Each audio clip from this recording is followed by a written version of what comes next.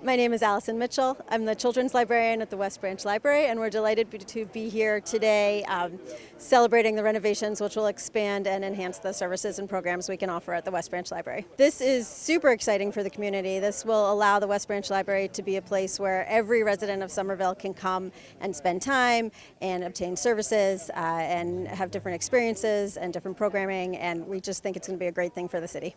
I am lucky. I have my dream job. I wanted to work in this library, and I'm very, very lucky to be able to work at the West Branch, and I can't wait to be in our new space in about a year, a little over a year, where we'll be able to offer our patrons so much more. This has been a really collaborative project. The city has been an amazing supporter of the library, and we're really happy to have the city's support on this project.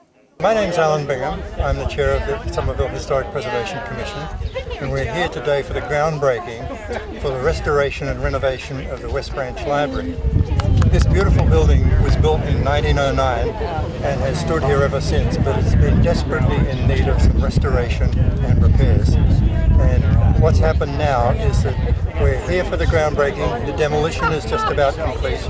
And what's going to happen is the construction outside to make it ADA compliant, put in an elevator, more bathrooms, because there was only one originally, believe it or not, and put a little bit of an atrium out the back and make the backyard completely accessible and usable. And in doing so, they're also going to do a complete restoration, including sealing the envelope so that we don't get any more leaks, fixing up, getting rid of all the old knob and tube wiring, which is still in existence, would you believe, and a definite fire hazard.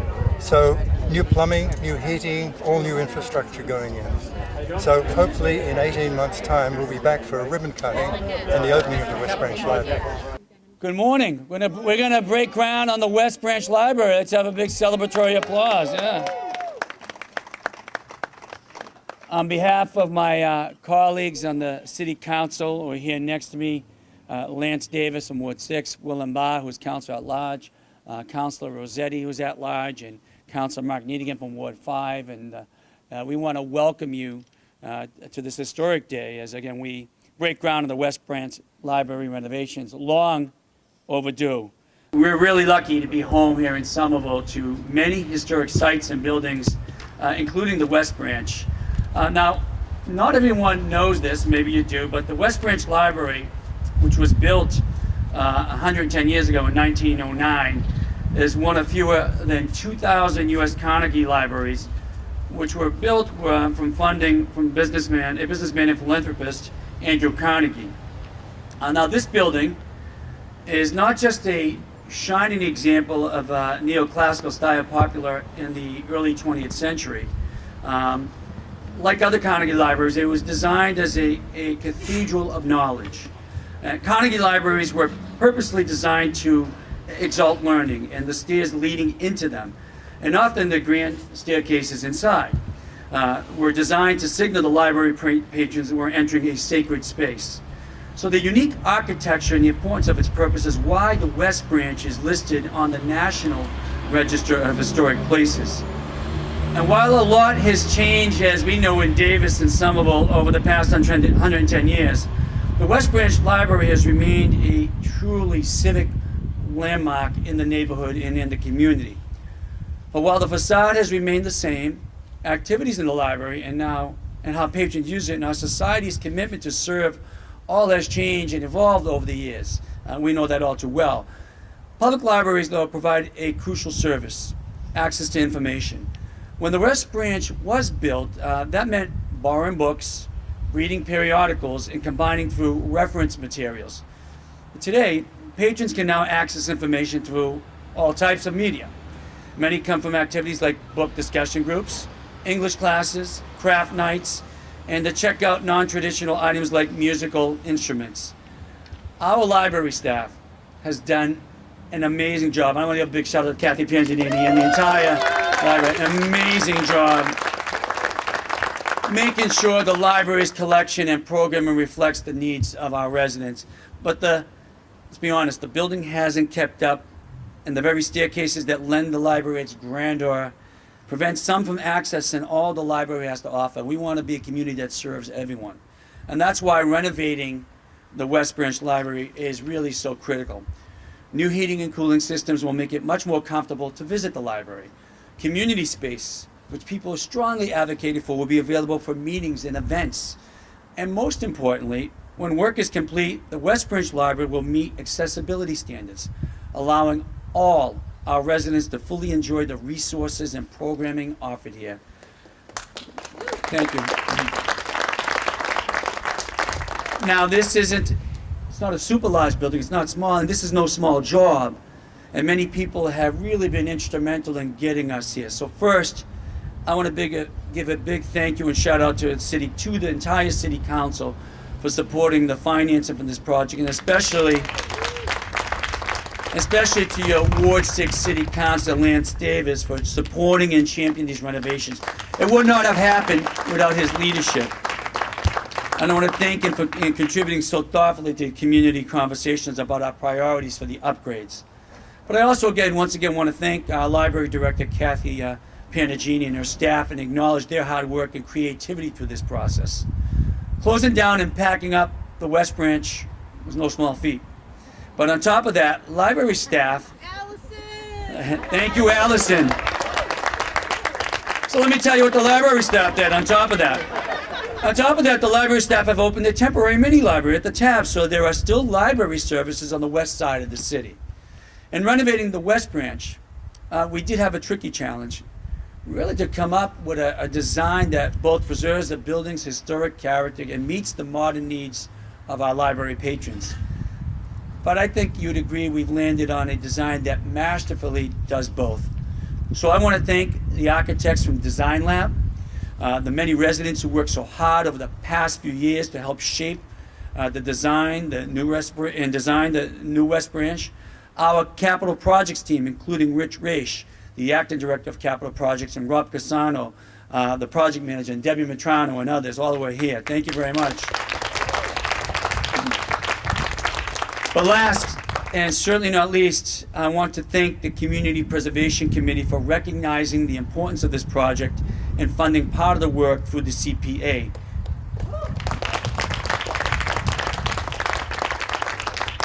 Our CPC member, Uma, where's Uma? Here she is here today representing the committee. And we want to thank the taxpayers and the voters of the city for voting the CPA into place here in Somerville. We also want to thank the Library Board of Trustees who engage with the council and the community and the administration regularly to help us shape our vision and future for the library. Stay tuned, folks, because they're talking about a library foundation that has to happen here in Somerville. Let's be engaged with them and make this happen. But at the end of the day, together, we are all working to ensure the West Branch carries on as a hub for learning, knowledge, and really community for all our residents. Now I'd like to turn things over to the Ward 6 Council member, Lance Davis, again, who has been a champion of this project for years. Please welcome Lance Davis. Thank you, Mr. Mayor, and I just want to start by echoing the thanks of everyone who was involved in this project to getting us to this point, and all those who will see it through. Just really wouldn't be there without an incredible team effort. I'm going to talk a little bit about the concept of libraries because the mayor did a great job of talking about this project specifically. We hear a lot in today's political discourse about socialism, right? And when it is or is not American to use taxpayer dollars to fund programs. Let's think about libraries for a minute. We're going to take an incredibly valuable piece of land right in the center of a city, and we're going to build a gorgeous, functional building there, and we're going to fill it with books and computers and information, and we're going to hire incredible staff, and we're going to train them to use all of that technology. We're going to pack those buildings with resources. We're going to provide community spaces so that kids can use them.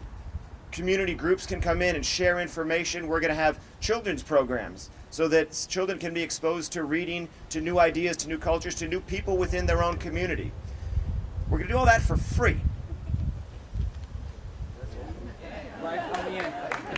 I don't care what you call that, but that's exactly the kind of thing that government should be doing, in my opinion. And this is a shining example, and I couldn't be more proud and more happy to be standing here today seeing this project moving forward. And I'm going to turn this into a little bit of a pitch for the other libraries in the city, including one that doesn't exist yet. One of the things I've learned in my 3+ years here on the city council is that it's really, really frustrating job. Government moves slowly, and even when it does move, it's hard to be really effective at accomplishing whatever it is you're trying to accomplish. You want to solve the housing affordability crisis, you want to meet a goal of being carbon neutral by 2050. You can't do that in one fell swoop. There really is no silver bullet. It doesn't matter whether you pass a groundbreaking of 20% inclusionary zoning measure, whether you increase the zoning linkage for housing, create a jobs linkage fee, increase tenant protections under a condominium conversion ordinance, ask the state to allow a little bit of property sales to go towards an affordable housing. Those are all things that help, but they just make a dent because you can't solve those problems. You know, when it comes to sustainability, we can change the city fleet over to electric cars. We can put charging stations around the city. We can open a citywide community composting. Oh wait, we haven't done that yet. No, put it on the list. Note to self, still working on that one. But even if we do all of those things, we're really only making a small dent. It's very rare that we have a tool as a municipal government that can make a significant, meaningful impact in the ways that we want to. And libraries are, if there's anything that is close to a silver bullet, a library is it. When we had these meetings, I remember one comment from one of the people who actually works for the affordable housing developers in the city. We were talking about the high school project, and I think we were talking about inclusionary zoning at the time, or there was something else. And he stood up and he said, if we're going to do one of those things, this is the one we should do. There is little that we can do that is more effective than having libraries in a community. And that's why after this project is done, or even while it's underway, we need to renovate the Central Library. We need to give East Somerville some love. We need a library in the Union Square area. Our libraries should be cathedrals of learning and information. And while we have an incredible number of challenges in the city, there's no better way to spend our money in closing gaps, closing the achievement gap, the technology gap, the information gap. The staff at these facilities are fantastic, and they are such a great resource to help our community members with access to things that they don't have otherwise. So that's my pitch. Thank you again to the mayor. Without his help, this wouldn't have happened. That's really true of just about anything around the city. We got to make sure that the mayor's on board first, and then and whether we've engaged the community and you've all helped us in that process, or after we've decided to make those steps forward, you all provide input. One of the things I love about this job is how great you all are, and how smart you all are, and how much you really, really contribute to these projects. I get jokes all the time from friends, outside the city that, oh, it must be such a pain. You're hearing from people that they want this, they want that. Like, honestly, it's really not, because you have such great input on stuff, and this is no example. When I came into this project, June in 2015, I think was the first meeting we had. And I had my ideas of what I thought it should be. You know what? I was wrong. Like, you all convinced me that a lot of what I thought should go into this wasn't the right idea. And what we have now is very close to what I think is the best idea. It's not perfect in a lot of our minds. It's for different ways. We all have our differences. But what we have here is a project that is going to be a really great example of what a library can do. I'm so excited to have it underway. Thank you all for making it happen. And let's make sure that nothing gets in the way of that being completed. So any road bumps on the way, you're going to be hearing from us. Thank you. Thank you, Lance. You touched on an important point. In Somerville, what we love about the city is the community wants these things. And it's part of our DNA, our values. We believe in an equitable community for everyone. What would be a sanctuary community for all?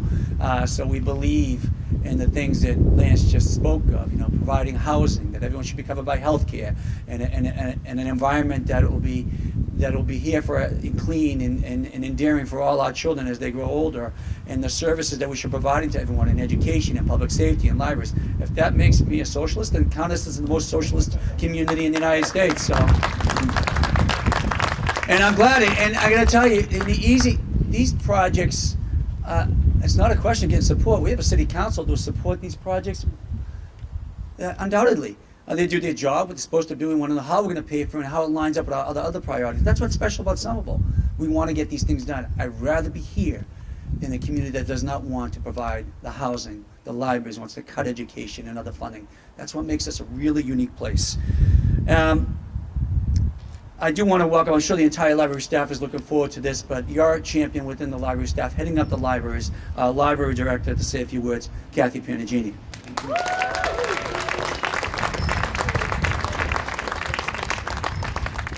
You guys, I'm so happy to see all of you here today. Can you hear me? Okay. So the West Branch Library opened its doors 110 years ago with a ceremony in its upper level and a crowd too large to fit in it. I'm sure this came as a delight to John Foster, a Somerville resident and a former state rep who for many years worked with, as reported in the Somerville Journal, several prominent West Somerville men to obtain a reading room in this part of the city. Despite the unanimous support of library trustees and the wishes of the Somerville residents, the project was met with resistance on a committee level and it almost didn't happen. Here's a bit more of the story. By 1906, library services in West Somerville were being offered in what we would today think of as pop-ups. Spaces that were designated in 3 busy shops, one of them just down the street on the corner of Winter and College Ave, and the store clerks were serving as the de facto librarians. In their annual report for 1906, the trustees wrote, "We are unanimous in recommending that a separate room be hired in the vicinity of Davis Square and properly fitted up, in which shall be placed magazines, papers, and such a stock of books as shall seem to be advisable, and the room be put in charge of a regular assistant." A committee was appointed and a public meeting arranged, the outcome of which not only supported the library trustees' wishes, but exceeded it. The residents wanted more than a reading room. They wanted a building. The committee, however, couldn't get a majority to agree to seek funding from Andrew Carnegie, a steel baron and a self-made millionaire, who had given the equivalent of $1.6 billion today to build over 2,000 libraries worldwide. This is where we have Mr. Foster's perseverance to thank. Quietly, Foster took matters into his own hands, reaching out directly to Andrew Carnegie and asking for a gift to the city of Somerville for a branch library. In April of 1907, the private secretary of Mr. Carnegie wrote back to say that if the city agreed to maintain the branch at a cost of no less than $2,500 a year, in addition to keeping funding for the central library, and also found a suitable space for the branch building, that Mr. Carnegie would be glad to give $25,000 to it. And that is how Somerville got its first Carnegie Library. West was my library growing up. I'd visit most often in the summer when walking between my family's apartment on Orchard Street and where my grandparents lived on Chandler. I still remember what it felt like taking those steps down to the children's room by myself, and the musty but not unpleasant smell of the wood.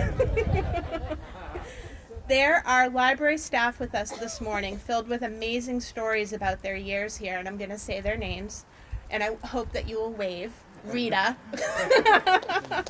Anne and Wendy, Karen, Anna Marie, Marita, Allison, Carlos. I think I got, I got you in the back there. And I'm so grateful to have heard many of these stories more than once. I'm certain everyone here today holds a special something in their heart for West. 4 years ago, we embarked on a journey to restore and expand our beloved West Branch. The path sometimes fraught, not unlike what John Foster went through 110 years ago. But the advocacy and support of many of you here today, men and women, kept this project moving forward. Soon, we are going to have a thoughtfully and beautifully restored West Branch, thanks to the close teamwork of architects, project managers, and builders who won't have an opportunity to speak at the podium today, but whose commitment to the project I'm privileged to see firsthand. Rob Casano, Deb Matrano, Rich Raish, and Rob King from Capital Projects, Ben, Andrew, Nick, and his team from Design Lab, John and Kevin from Design Technique, who I know are here today. Lisa, Gigi, and Sarah from G2 Collaborative, thanks so much for coming today. Sean, Aaron, Andy, Kevin, Paul, and the crew from CTA Construction. And our former library director, Glenn Ferdman, who is now in Oregon, who worked tirelessly to help keep this moving forward. Karen Kramer, who retired just as we were about to get this project rolling. Allison Mitchell, and the amazing staff at West Branch. Thank you, guys. All of this good work, advocacy, and investment we're making today will be appreciated for generations to come as we continue to value and support the only place on earth that welcomes every single one of us through its doors for opportunities to learn, be enriched, and grow from one another. My heartfelt thanks to the mayor. Thank you, Mayor Curtatone. My heartfelt thanks to the counselors. Thank you so much. Library trustees, friends, thank you for your unwavering support. And a special thank you to the Council on Aging and the Somerville Baptist Church and Champa Manor for providing us the space and resources we need to maintain the services in West Somerville throughout construction. It really does take a village. Thank you. Thank you. And I love the silver bullet. Thanks, Kathy. As Kathy mentioned, we were lucky to partner with Design Lab Architects on this project. This is a firm with an incredible amount of talent. Ben Utes, a partner in the firm, is here today. We want to thank him for joining us and ask him to say a few words. Ben?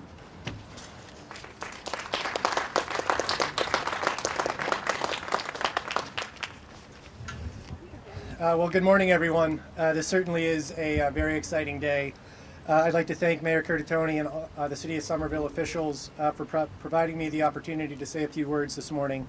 My name is Ben Utes. I'm a partner at Design Lab Architects, but more importantly, at least I think, I'm a proud resident of Somerville for the past 10 years.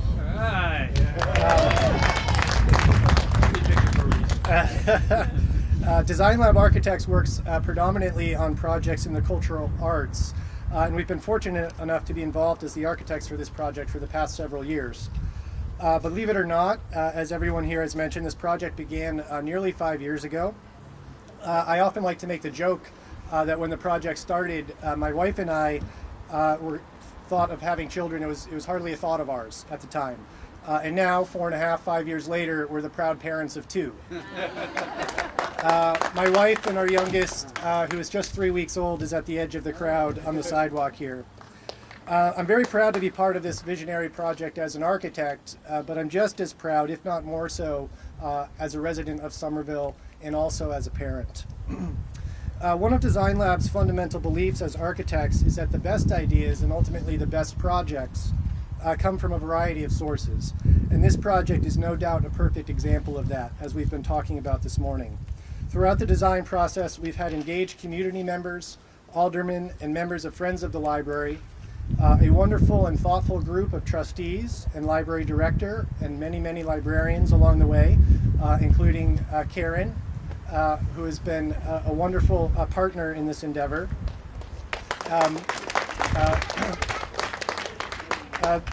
We've also have a very committed group from Capital Projects, Rob and Debbie, and Rich and Rob King before him. And also a committed group from Design Technique, John Sayre-Sabona, who has also been here with us since the beginning. There's also been various other stakeholder groups from the city, from DPW to the Historic Commission, to name a few. And all of these folks, I'm sure I've forgotten some, have worked tirelessly to get this project where it is today. The interest and attention everyone has paid to this project have proven just how important it is to the community and the city. As you've heard, when this library first opened its doors in 1909, it was surely a very proud moment for the city of Somerville. It's become a civic and cultural landmark within the community and is truly the community's heart. Built from funds from the Carnegie Foundation and designed with Andrew Carnegie's guiding words to be free to all as its backbone, it is the finest example of neoclassical architecture in the city. And yet, as handsome as it stands after nearly 110 years, the building has become tired and is in need of attention. and no longer represented the vibrant community around it as well as it once did. The time has come to change that. When we approach projects like this as architects, we often look to the Roman god Janus. He's the god of beginnings and transitions, of gates and doorways, and of eras and time. He looks simultaneously to the past and to the future, as a symbol of a threshold in time. Architects are often passing this threshold of past and future, challenged to renovate, alter, or add to existing built conditions. When confronted with this threshold, we look both to the past and to the future. We preserve to respect the heritage, to protect our legacy, and out of comfort and nostalgia. But we also innovate because it is a virtue of human nature to continue to advance and adapt. Innovation is what sets us apart. And we believe it is not possible to separate these two. It is with this in mind that we approach this project. Together with our talented colleagues at CTA Construction, my very close colleagues and friends Andrew and Nick, who are here today, as well as our entire consultant team, many of whom are also here today, the significant historical elements of the building will be restored and preserved, including the entirety of the exterior. All of the stone, masonry, ornamental woodwork, and windows will be carefully preserved. The original front entrance, or stairs of learning, entry hall, and reading rooms that thousands of Somerville residents have walked through and enjoyed over the course of the building's history will also be preserved. The integrity of these original elements will be complemented and juxtaposed by a new addition on the north and east side of the existing building that will serve as the universally accessible entrance to the renovated library, so it truly can be free to all. The addition will house a new reading room that opens directly to an outdoor garden and a new entrance lobby and restrooms. The original lobby will be renovated to include new browsing and circulation areas on the first floor, book stack, meeting rooms, and a multi-purpose community room and makerspace on the lower level, as well as a beautiful new children's area on the upper level with a restored skylight overhead, which personally I cannot wait to enjoy with my two children. A new elevator will be installed to provide access to all of these spaces, while the exterior of the library will be surrounded in a welcoming new landscape for informal gathering, reading, and programmed events. When completed, I'm certain the new West Branch Library will offer new experiences, opportunities for discovery, enhanced programming, and services for the Somerville community to enjoy for generations to come, and once again will be its cultural heart. I look forward to seeing you all again at the opening next year. It will certainly be another exciting and monumental moment in our city's history. Thank you.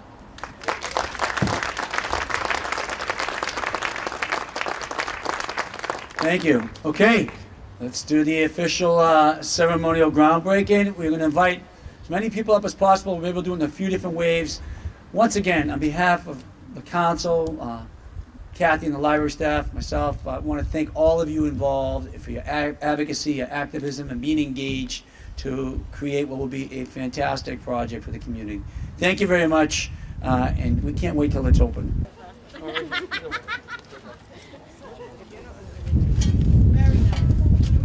Well, we're gonna don't throw anything in. Which camera are we looking at? On that direction. We're gonna don't do anything yet. Tell us when, and we're gonna put this dirt in your shovel, guys. Come on. Ready? She's gonna count to 3. 1, 2, 3, go! All right. You want to bring up other groups? Leave the shovel. Bring up the library staff. Oh, happy birthday to Kathy today. We should put a candle on it. We should have put a candle on the dirt pile.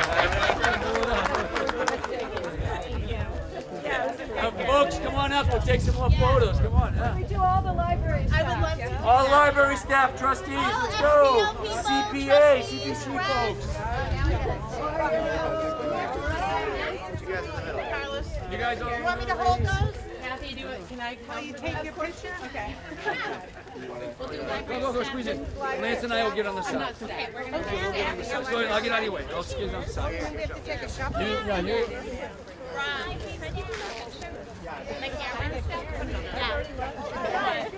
You're looking over here. Oh, wait, you know what? 1, 2, 3, go! All right, who else wants to throw dirt? Come on up. All right. Hey, Rich, you guys, Rich Race Engineering, you guys, Capital Projects, come on.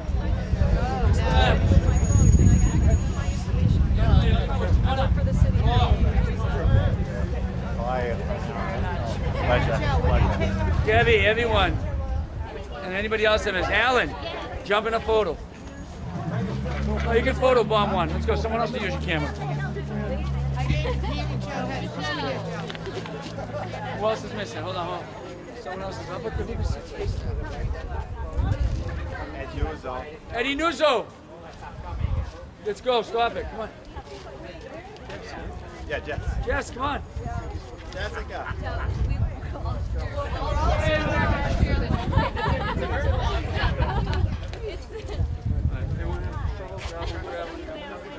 You guys grab a shovel. Grab a shovel. Yes. No, get the other. We have more shovels too, folks. Come on in. Hold on. There, you guys are showing over the shoulder. No. Okay. You good? Ready? Hold on. Look at the camera over here. Look at me, John. 1, 2, 3, go.